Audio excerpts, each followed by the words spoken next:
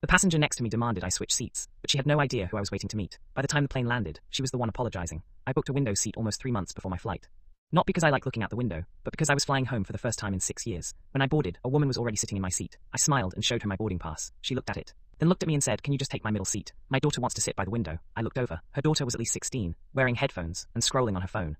I politely said, "Sorry, I'd really like to keep the seat I paid for." The woman rolled her eyes, loud enough for everyone nearby to hear. She said, "Some people have no compassion." A few passengers turned and stared at me. I suddenly felt like the bad guy. A flight attendant came over and checked both boarding passes. She smiled and said, "Ma'am, this is his assigned seat." The woman sighed dramatically, grabbed her bag, and moved for the next 2 hours.